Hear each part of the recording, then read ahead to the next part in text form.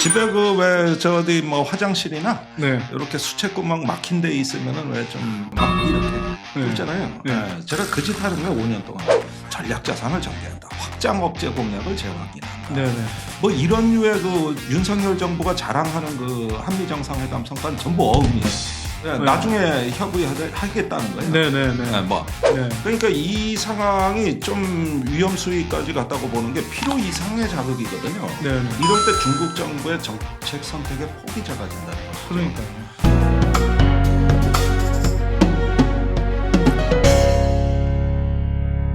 안녕하세요. 선대인경제연구소 선대인 소장입니다.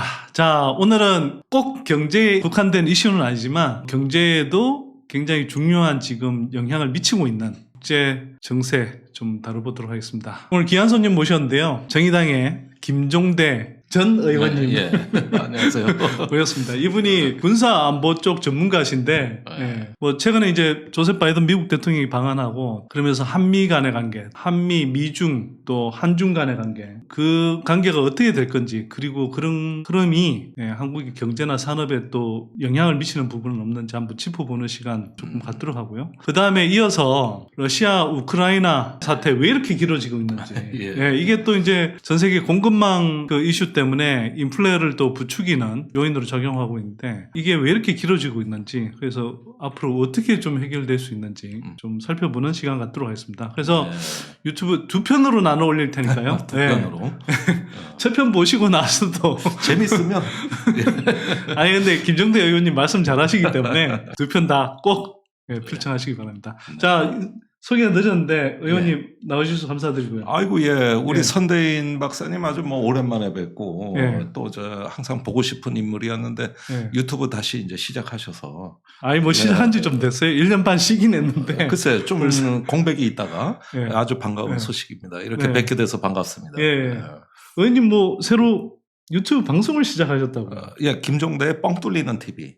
뭐든 뭐 뚫어드린다. 백안공 TV예요. 근데 이제 집에 그 왜 저 어디 뭐 화장실이나 이렇게 수채구멍 막힌 데 있으면은 왜 좀 막 이렇게 뚫잖아요. 제가 그 짓 하는 거예요. 5년 동안 앞으로. 윤석열 정부 5년간은 그 짓 하는 거죠. 자, 얼마나 사람들 가슴속을 뚫어줄지 기대가 되는데요.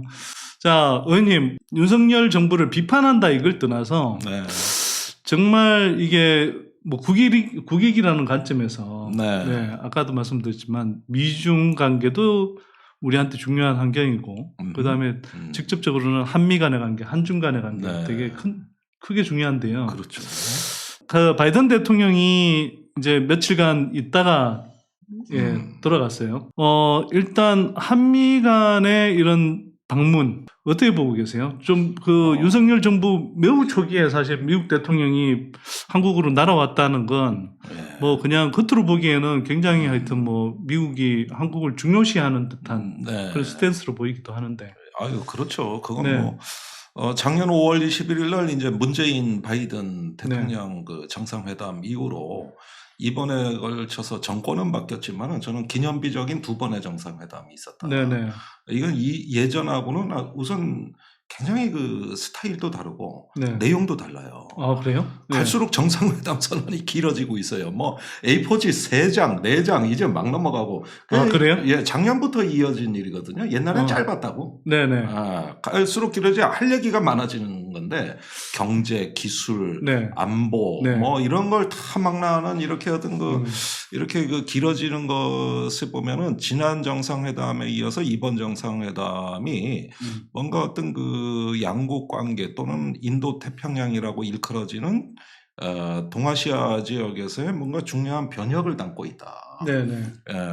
작년에 이어서 올해 정상회담은 저는 기업의 힘이 정부를 초월하는 가장 극명한 사례였다. 대표적으로 이번에 뭐 사정은 있었습니다만 오스틴 국방장관하고 블링컨 국무장관은 안 왔어요. 코빼기도 안 비쳤어요. 그래서 외교 안보에 관해서 뭐 전략 자산을 전개한다. 확장 억제 공약을 재확인한다. 뭐 이런 류의 그 윤석열 정부가 자랑하는 그 한미 정상회담 성과는 전부 어음이에요. 네. 나중에 협의하겠다는 거예요. 네네네. 네, 뭐 확장 억제 공약을 재확인했다. 이미 있는 거 재확인했다. 그다음에 전략자산 전개 이것도 추후에 협의하겠다. 네네. 그러니까 이번에 CRE가 없죠. 아무것도 없어요. 전부 어음이고 나중에 장관급 회담에서 하겠다는 얘기예요. 네네. 안 왔으니까. 네. 잘 모르는 분들을 위해서 전략자산이라고 하면 뭘 이야기하는 건가요? 전략자산은 이제 국제정치에서 전략자가 들어가면 핵을 의미하는 건데, 그 핵이나 핵을 운반할 수 있는 뭐, 잠수함, 전폭기, 폭격기도 들어가고, 뭐 이런 어떤 그 전쟁의 양상을 한 번에 바꿀 수 있는 어떤 핵무기급의 핵탄두나 또는 그걸 운반할 수 있는 이런 자산들을 이야기하는 거거든요. 그런데 그걸 뭐 상시 배치도 아니고 시의적절하게 배치하겠다. 벌써 깨진 거예요. 우리 원래 윤석열 정부는 미국의 전략 자산을 한국에 좀 갖다 놔 이거였는데 안 들어주거든. 그러니까 시의적절하게 배치. 그럼 언제나 시의적절하게 배치 안 했나? 저기 훈련할 때 항공모함 다 왔고 폭격기 다 왔고.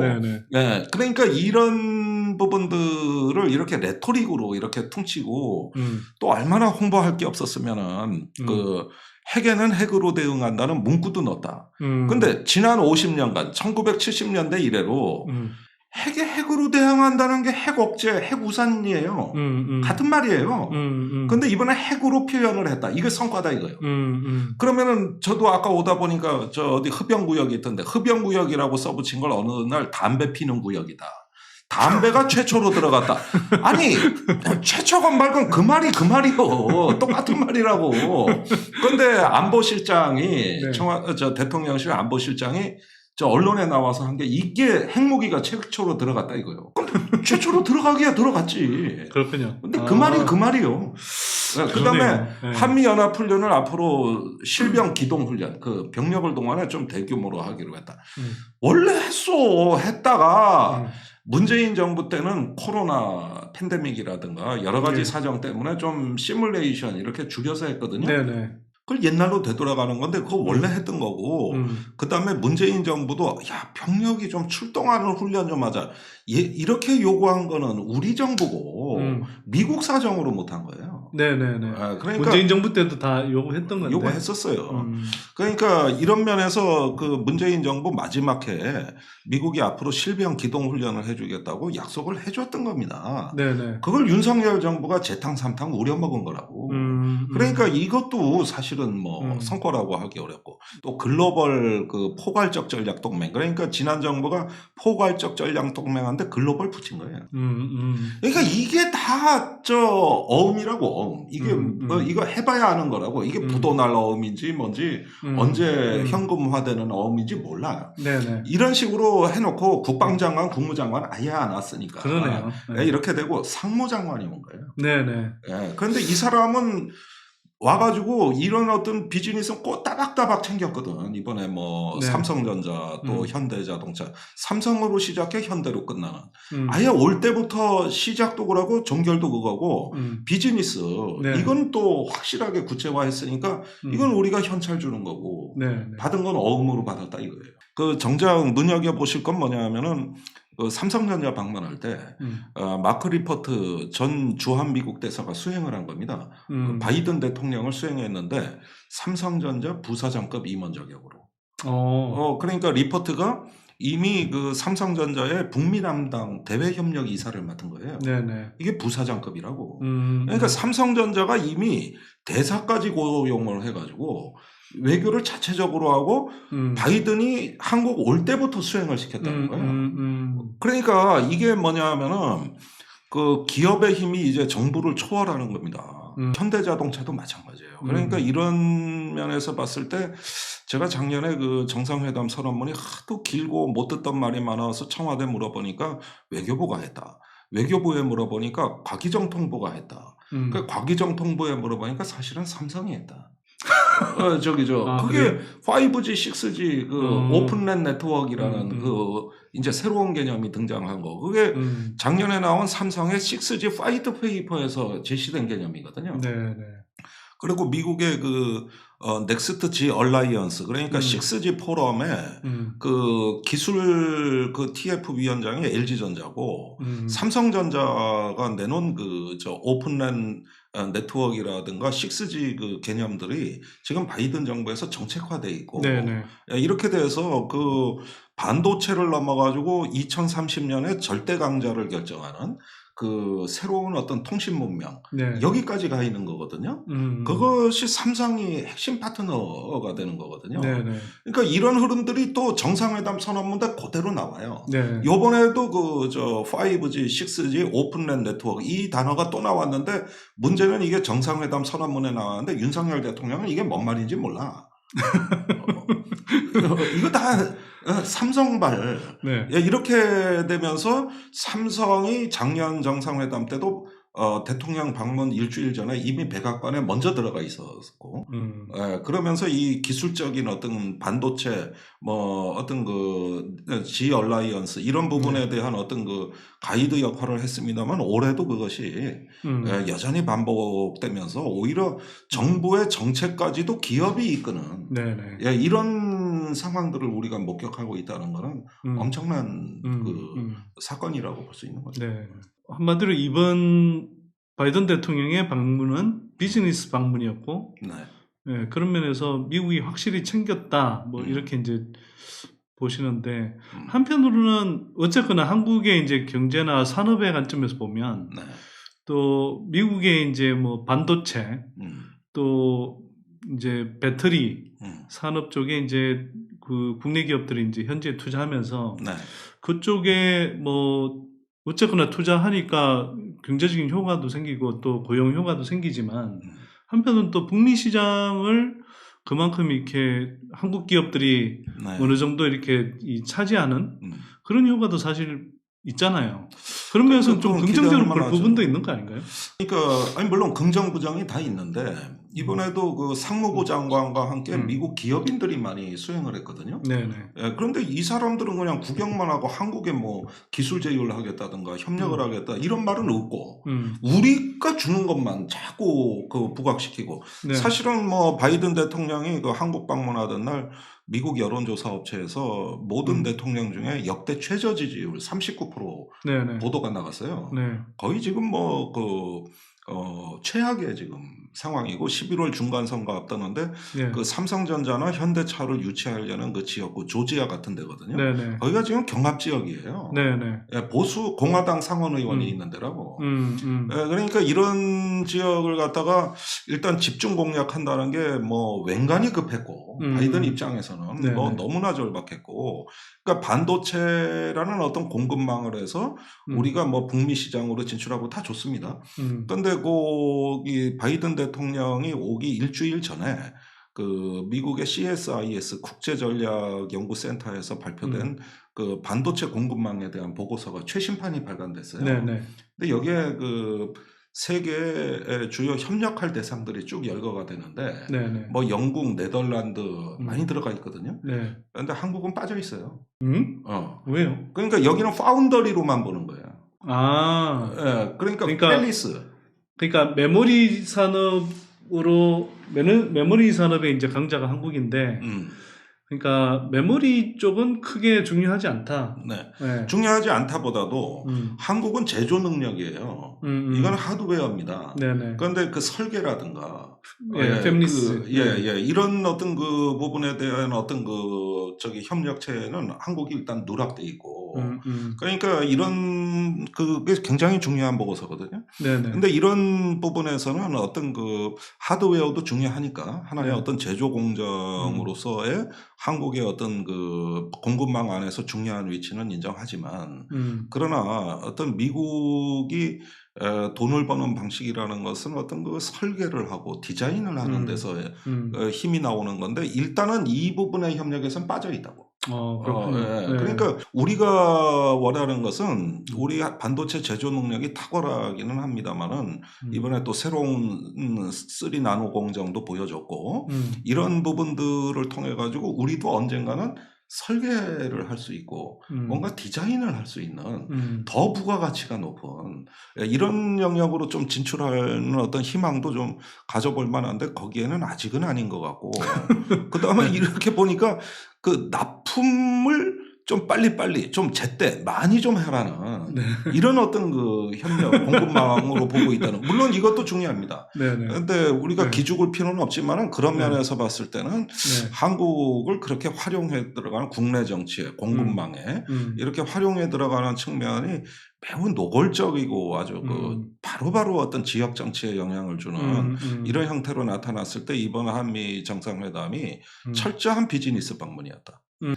그런 면에서는 저는 조금 오히려 성과보다는 숙제를 더 많이 주고 또 그 뒤에 정상회담까지는 그렇다 치더라도 그 뒤에 해석의 과정 바이든이 떠난 뒤에 언론 보도는 거의 위험 수위에 다다랐어요. 어떤 면에서 위험하다? 쏟아진 보도들 보십시오. 전략적 모호성 시대 끝났다. 이러고 급기야는 대통령께서 IPEF, 그 인도 패시픽 이코노미 프레임, 이번에 새로 만들었다고 하는 인도 태평양 경제 프레임의 화상회의에서 뭐라 그랬냐면, 아니, IPEF에 대해 중국이 민감해하는 건 비합리적이다. 아니, 그러니까, 저기, IPEF에 중국이 들어올 수도 있고, 우리가 존중하고 초청한다는 얘기는 이미 해놓고, 이렇게 중국한테 세게 얻어맞을 걸 다 피해놓고, 그 다음 날부터 신문의 일면 톱 기사에 욕심을 내다 보니까 센 발언들이 나와가지고 이건 노골적인 중국 두들겨 패기에다가 언론이 한술 더 떠가지고 반중 선동의 기사를 다 뽑아낸 거라. 그러니까 사실 저도 이제 오늘 모시고 그 말씀을 조금 주로 듣고 싶었는데요. 되게 걱정되는 부분이 저는 그거더라고요. 이게 그 윤석열 정부가 문재인 정부 그동안의 외교 정책을 가지고 뭐 되게 이념적이다 뭐 이렇게 이제 비판을 하면서 자기네들이 지금 하는 이렇게 그 외교 노선을 보면 그 너무 이렇게 친미 색채를 노골적으로 드러내고 그다음에 한편으로는 국내에 지금 반중 정서도 상당히 강하잖아요. 그래서 그런 걸 이용하면서 이게 특히 이제 국민의힘 지지자분들이 이제 뭐 상대적으로 좀 친미 성향 분들이 많으니까 너무 그쪽으로 이렇게 어필하려고 하는 그런 노선을 가는 거 아니냐. 근데 이게 문제가 되는 게 한국의 교육 비중 가운데 중국이 차지하는 비중이 압도적으로 크거든요. 그러니까 미국, 유럽을 다 합쳐도 중국 한 나라의 교육 비중을 지금 당하지를 못해요. 그렇죠. 그만큼 그러니까 한중 간의 의존도가 크지만 사실은 이제 한국 경제에서 차지하는 중국 의존도라는 게 훨씬 더 크잖아요, 사실은. 그렇습니다. 그러면 이게 이렇게 해서 우리가 사드 배치 사태 때 이미 그때 스마트폰 업체들 날아가고 중국에 진출했던 화장품 업체, 우리 엔터 업체들, 드라마들 다 퇴출당하고 게임 업체 다 그렇죠. 퇴출당하고 현대기아차도 뭐 그 이전부터 이제 좀 중국 로컬 시장에서 밀려나긴 했지만 사드 계기로 해서 완전히 꺾여서 회복이 안 되거든요, 이제. 근데 여기에서 다시 중국의 예를 들어서 보복을 부르는 그런 상태까지는 가지 말아야 되는데 새 정부의 그런 태도도 그렇고 스탠스도 그렇고 또 한국 언론에서 그렇게 이제 아까 말씀드렸던 중국 대리 계속 막 나가는 거죠. 그런 선동적인 본토는 정말 이게 이런 게 실용적인 노선인가?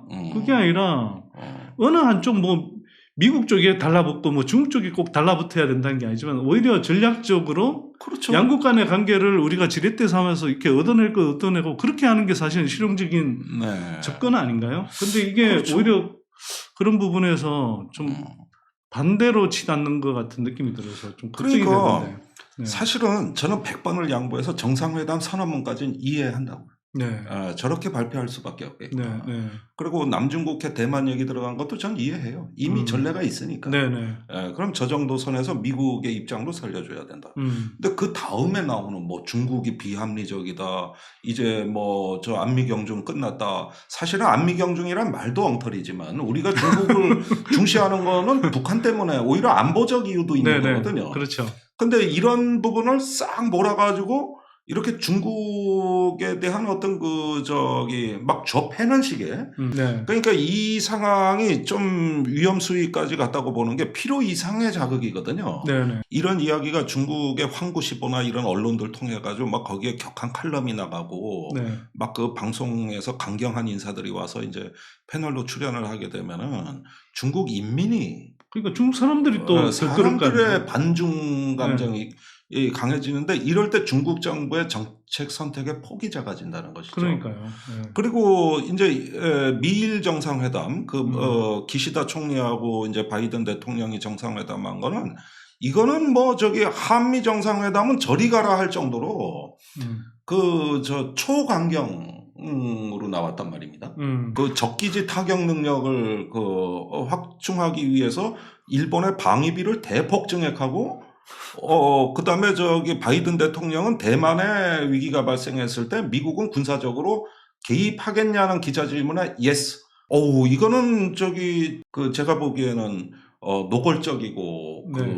아주 심각한 수준의 그 반중 성토라고 할 수가 있고 IPEF 그 다자간 회의도 거의 중국 규탄대회 수준으로 몰고 갔단 말이에요. 왜 갑자기 원래 중국에 강경하지만은 바이든이 그래도 트럼프보다는 그냥 중국에 대해서는 네. 여러 가지 어떤 3C라고 그래서 컴프런트 대결할 거 대결하고 네. 컴피테이션 경쟁할 거 경쟁하고 코퍼레이션 협력할 건 협력한다는 이 3C로 매우 유연했던 바이든 대통령이 네네. 이번에 일본 방문에서는 거의 트럼프를 능가하는 그 강경한 대중의 모습으로 돌변을 했느냐. 왜 그렇게 된 거예요, 진짜로? 아니 그런데 그냥 중간 선거를 앞두고 하는 정치적인 제스처인가요?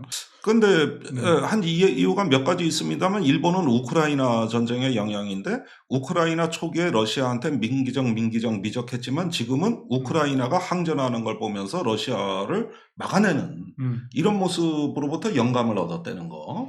그래서 앞으로 아니 그거에 실제로 지난주에 미국의 포린 어페어즈에 실린 미셸 플로노이 전 국방부 차관의 아티클이 아주 인상적인데 저 우크라이나 우리가 미국이 초기부터 좀 세게 지원을 했으면 어쩌면 지금쯤 러시아 전쟁에서 질 수도 있었다. 근데 러시아를 오히려 쫓아낼 수 있었다. 근데 미국의 전쟁 목표가 우크라이나에서 우크라이나가 초기에는 망할 거라고 보고 미적하다가 철성을 해 그러면 지지만 않을 정도의 지원만 하다 이제는 거꾸로 러시아를 완전히 실패 국가로 만드는 그래서 오스틴 국방장관이 러시아를 약화시키는 게 이번 전쟁 목적이다.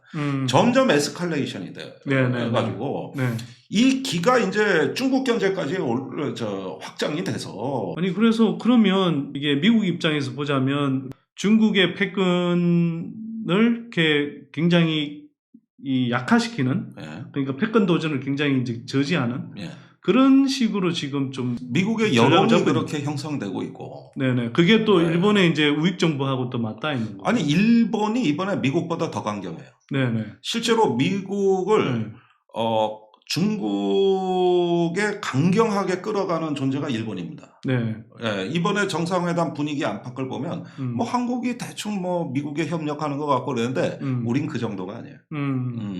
오히려 전위로 돌격대로 나서는 듯한 일본이 그렇게 하면서 자기네들은 결국은 뭐 이른바 자기네들이 이야기한 보통 국가 그 군사력을 외부로 이렇게 전개할 수 있는 그런 뭐 국가로 한편으로는 나가는 명분을 삼는 거 아닌가요? 그러니까 이제 보통 국가론이 그게 원래 80년대 그 아주 강경한 우익이 노라고 말할 수 있는 일본 이러면서 이제 그 평화헌법의 굴레를 벗고 이럴 때 상당히 그 반미적 어떤 그 동맹 일탈적 프레임이 원래 보통 국가론이었는데 최근에는 그런 뜻으로는 그 용어 자체를 거의 쓰지는 않고 이제 아베가 2014년 유엔 총회에서 연설한 적극적 평화주의 즉 군사력으로 어떤 대회에서 적극적 외교를 하겠다. 이런 표현으로 되면서 사실상 평화헌법에 대한 해석 개헌을 통해서 이제는 그 집단적 자위권을 행사하는 전쟁할 수 있는 나라로 바꾸겠다. 이렇게 나왔다가 뜻을 다 이루질 못했어요. 그런데 최근에 기시다 시대에 와가지고는 이제는 이것이 구체화돼서 무엇보다도 이런 뭐 개헌에 관한 논의나 이런 것들은 아베의 필생의 수건이었습니다만은 그런 부분들은 잠시 좀 눌러놓은 대신에 실질적인 어떤 전쟁 기지국가, 군사국가, 무장국가로서 이렇게 돌변할 수 있는 조치는 이제 착수가 된 거거든요. 네네. 그게 일본이 그 적기지 타격 능력이라고 그러는 건데 이건 최근에 반격 능력이라는 용어로 슬쩍 바꿨어요. 네. 근데 그 내용인즉슨 중국 북한을 그 미사일로 타격해서 그 미사일을 쏠 조짐만 보여도 타격할 수 있는 미사일 종합 세트를 갖추겠다. 아시다시피 일본은 방어 미사일 외에는 미사일이 없습니다. 네네. 공격 미사일이 없는 나라예요. 근데 이제는 공격 미사일을 갖겠다.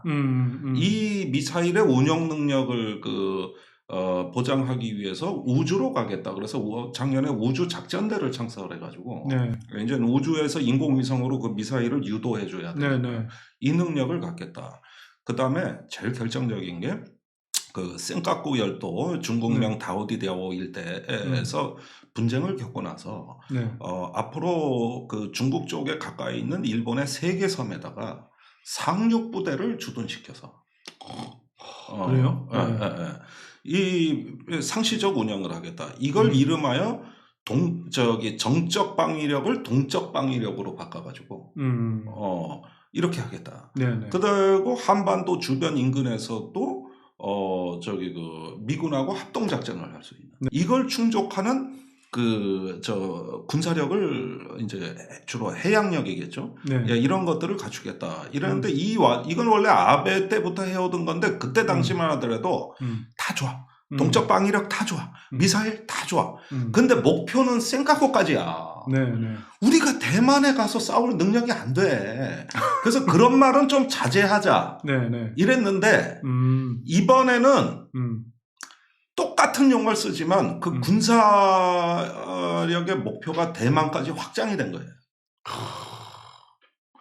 그 이야기인즉슨 사실 뭐 이런 상황이 벌어지면 안 되지만 남북 간의 어떤 군사 분쟁이 벌어질 때는 미국과 함께 한반도에도 올라올 수 있다 이런 뜻으로 그게 이제 읽힐 수도 있는 거 아닌가요? 그건 몇 년 전부터 문제가 된 거죠. 그런데 일본은 남북한은 별개의 주권 국가이기 때문에 일본이 북한을 공격하는 문제는 한국에 우리가 동의를 구하거나 미리 허가를 받아야 될 사항이 아니라는 거고 이게 일본 정부의 입장인데 이런 논의 자체를 한국 정부하고 아직은 할 때가 아니라 그러면서 자기들이 알아서 입장을 결정해버린 거예요. 그러니까 문제는 일본이 한반도에 상륙한다 할 때는 분명히 한국하고 협의사항이 맞으나 우리 일본 본토나 바다에서 북한 때리는 거는 일본 안보다 이런 입장인 거고 그런데 이제 그 일본은 아시다시피 수평선 너머에 존재하는 국가이기 때문에 북한이 미사일을 발사해도 상승 단계에서는 탐지를 못합니다. 그건 한국이 먼저 하거든요. 거기는 수평선 위로 떠올라야 이제 레이더에 잡히니까 우리보다 몇 분 늦어요. 그래가지고 한국하고 군사정보 보호협정을 체결하고 그 지소미아라고 하죠. 그 다음에 3국이 한미일이 공동군사훈련을 해서 일본의 안보를 위해 가지고 이 안보 공동체 집단 안보를 하고 싶다는 게 일본 정부 입장이에요. 우리가 아직 문재인 정부 때까지는 노했죠. 그래가지고 동해에서 일본 자위대하고 미국 항공모함이 따로 훈련을 하고 그 다음에 항공모함이 한국으로 들어온 겁니다. 원래 요구 사항은 아예 3국이 같이 하자는 거예요. 근데 지금 그거 하고 싶어 하는 사람들이 윤석열 정부에 득실득실하거든. 그래요? 이거 못해서 환장한 사람들이에요. 그러니까 북한을 그냥 일단 주적으로 보고 그게 한미일 삼각 군사 동맹을 더 확고히 하는 게 필요하다고 생각하는 사람들이 많은 모양이죠. 원래 그런 논문도 썼고 그 한일 군사정보보호협정을 밀실에서 추진하다가 들통이 나가지고 사임했던 이명박 정부 시절에 김태효 당시 안보기획수석이 이번에 네. 컴백이 됐고 네네. 안보실 1차장으로 그대로 들어갔죠. 노라고 얘기할 수 있는 인물이 지금 현재로서는 발견되지가 않아요. 일본 입장에서는 굉장히 좋겠네요. 최적의 그 조합입니다. 이게 그런데 그러니까 이런 식의 한미일의 군사 협력이라는 거는 어떤 면에서는 북한이나 중국 위협이 심각해지면은 저는 한 번은 고려해볼 만도 하다고 봐요. 그러나 이미 협력하고 있는 한미일이 조금 더 협력하는 문제하고 북한, 중국, 러시아가 서로 협력하는 거하고 어느 게 더 우리 안보에 미치는 영향이 크냐. 만약에 그러니까 상대가 결집하는 것도 고려를 그렇죠. 해야 되잖아요. 저는 한미일이 단결하는 것보다 북중러 단결을 막는 게 지금은 우리한테 안보 비용을 절감할 수 있는 가장 결정적인 대목이라고 생각이 되는데 만약에 지금 아시다시피 그 북한의 ICBM의 그 백두산 엔진이라고 이야기되는 RD-250 그 액체 연료 로켓 엔진은 우크라이나에서 온 겁니다. 아 그래요? 그래서 그 우크라이나를 우리는 지원하고 반면에 우리나라 나로호 발사도 러시아가 해줬고 우리 K 명품 무기라고 할 수 있는 전차 자주포 지대공 미사일은 러시아 기술을 카피한 거예요. 네네.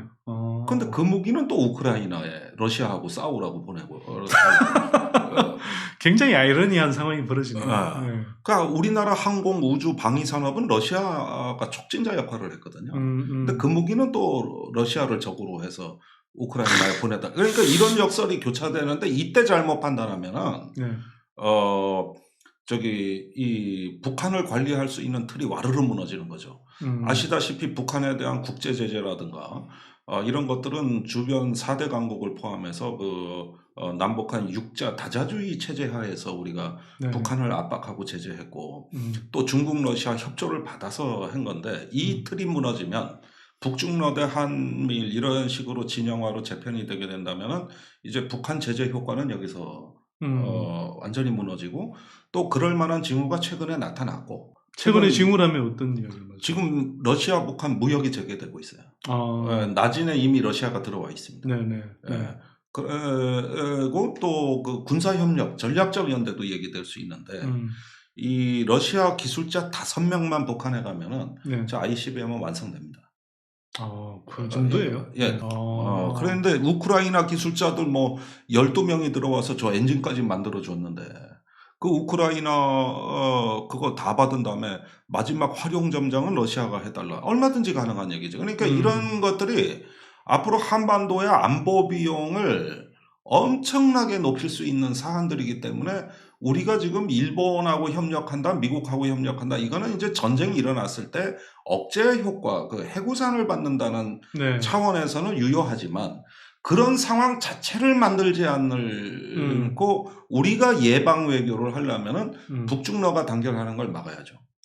그러네요. 그리고 한편으로는 중국이란 나라가 사실은 이게 아까 산업적인 측면, 우리와의 이제 그런 어떤 교육 측면뿐만 아니라 우리가 이제 북한을 해유하든 압박하든 그럴 때 굉장히 중요한 그 어떤 지렛대가 되는 역할을 하는 나라잖아요. 그렇습니다.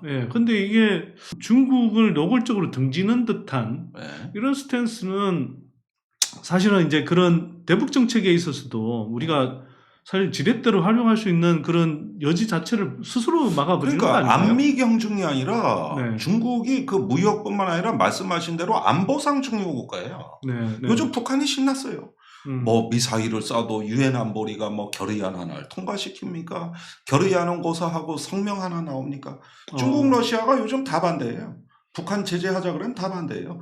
지금 북한에 완전히 기회의 창문이 열려가지고 날개를 달았어 김정은이. 이게 지금 안보 비용에 이것처럼 큰 부담이 어디 있습니까? 이게 왜 이런 상황이 됐냐? 그 우크라이나 전쟁 나고 나서 이렇게 진영화되고 이러면서 우리 안보가 점점 어려운 길로 빠져들고 있는 건데 그나마 문재인 정부가 여러 가지 실수를 했다 그러지만 그래도 균형 외교의 그 효과는 뭐냐면은 그래도 북한 편 못 들게 중국 러시아를 막아놨다는 거. 근데 실제로 북한의 그런 그 안보 위협에 해당하는 여러 가지 액션들이 나올 때 과거에 비하면 주식시장의 어떤 출렁거림이 점점 줄어들었어요. 근데 이게 이제 그거는 한편으로는 북한은 늘 저렇지만 그래도 그 일정한 수준에서 우리가 이제 그 봉쇄할 수 있다, 컨테인할 수 있다 이런 식의 이제 어떤 믿음이 있는 건데 투자자들 사이에 그게 깨지는 겁니다. 지금 그게 깨질 수도 있다는 이야기죠. 깨지는 거예요. 그러니까 이번에 보십시오. 우크라이나 전쟁이 일어나고 지금 그 러시아 언론을 보면은 모스크바 주재 북한 대사 신홍철이라는 인물이 그 모스크바 그 러시아 외교부에 들어가서 공동 성명 발표하는 게 횟수가 외신에 2번이 나왔고 그 내용이 무시무시하다고. 어떤 건데요? 무역 관계 이제 다투고 그다음에 전략적 연대하겠다. 근데 그 전략적 연대 뜻이 뭡니까 도대체? 미국을 공동의 적으로 한다는 얘기 아니에요. 이 얘기잖아요. 그러네요. 그러니까 이게 이런 면에서 보면은 이제 지난 30년 가까이 우리가 북한의 핵 개발을 막아왔던 그 국제 관리 체제가 지금 붕괴될 조짐을 보이는 건데 윤석열 정부가 중국 때리는 게 신나지. 국민들 지지율 올라가지. 이게 다만 그래도 우리가 미국이나 중국보다 지금 강대국은 아니기 때문에 적어도 실리를 취하는 그리고 한편으로는 중국의 경제 의존도가 상호 의존하긴 하지만 네. 중국에 의존하는 비중이 상당히 크기 때문에 우리는 적어도 중국하고 미국과의 관계에서 상당히 좀 전략적으로 균형을 유지해가면서 이렇게 좀 한편으로 줄타기를 해야 되는 부분이 있는 건데 너무 막 나가는 것 같다는 생각이 공급망 재편이다 이런 얘기를 하는데 공급망으로 봐도 우리가 요소수 사태 나기 전에 요소수라는 게 있다는 것 자체를 알았습니까? 솔직히. 네네. 근데 그거 한번 터지니까 밸브 한번 잠궈버리니까 이 난리가 났더라고. 그런데 외교부가 그때 놀래가지고 그런 물자가 몇 개냐. 네. 1700개라는 거 아니야. 그러니까 진짜 사실은 문제가 뭐냐면 누가 이런 이야기를 하더라고요. 네. 뭐 중국은 적어도 이제 반도체 굴기를 해야 되는 상황에서는 한국한테 뭐 그렇게 뭐 막대할 수는 없을 거다. 뭐 이런 이야기를 하지만 그래서 우리가 일방적으로 되게 막 그 중국한테 갑질할 수 있는 위치인 것처럼 이야기하는 분들이 너무 많은데 사실은 우리는 거꾸로 중국에서 뭐 아까 요소수 이야기했지만 굉장히 많은 원자재를 사실 조달해서 쓰고 있잖아요. 2차 전지만 하더라도 그 전구체에 그 양극재를 만드는 핵심 중간 재료인데 그걸 전구체라고 하는데 그 전구체의 80% 이상을 사실 중국에서 수입하거든요. 그러면 이거 공급 제대로 못 받으면 우리도 난리 나요. 아니 사실은. 이게 공급망입니다. 현재 네네. 국제 분업 체제라는 건 뭐냐? 네. 우리 국내에서 생산할 수 있으나 이제 그 인건비가 비싸니 중국 같은 나라에 아웃소싱 해가지고 차라리 사오자, 의존하자. 이게 지난 30년간 우리 WTO 체제에서 전개된 어떤 세계화고 공정하고 자유로운 무역 체제하에서 벌어진 이걸 공급망이라고 하는 건데 이걸 인위적으로 디커플링한다. 물론 말은 쉽지. 그래서 뭐 중국의 뭐 반도체도 견제하고 뭘 어떻게 한다. 아니 뭐 바이든 대통령 입장은 중국에 반도체 수출해라. 근데 기술이나 공급망은 우리하고 해야 된다. 이렇게 이제 이야기들을 하면서 나가는데 이게 인위적인 디커플링이라는 건 이건 승자도 없고 패자도 없습니다. 솔직히 모두가 패자예요. 그런데 우리 국가가 감당할 수 있냐, 준비돼 있냐, 우리의 글로벌 전략은 뭐냐? 인도 태평양 좋아하는데 그럼 우리 이 동아시아지에서 중견국가 대한민국이 앞으로 어떤 생존 전략으로 우리가 이 험난한 국제 정세를 헤쳐나갈 거냐. 아무 말도 없는데 거기에서 미국 대통령 한번 만났다고 신이 나서 중국 때리기에 언론이 다 나서고 그것보다 많습니다. 그것도 재활용 로켓으로 저렴하게 이렇게 해버리는데 이게 우크라이나에서 결정적 역할을 발휘해 버리니까 이제 비판도 저렇게 말을 전부 속으로 들었어. 힘이 들어가가지고 여기서 또 극단이 나타나. 사실 근데 뭐 펜타곤도 아까 이야기했지만 펜타곤 자체의 능력이라기보다는 미국 빅테크 기업의 그런 그 역할이 되게 컸던 거네요. 무엇이 진실인가? 이런 점들을 이 결과는 어떻게 설명이 되는 건가? 이런 부분들에 앞으로 우리가 조금 다시 한번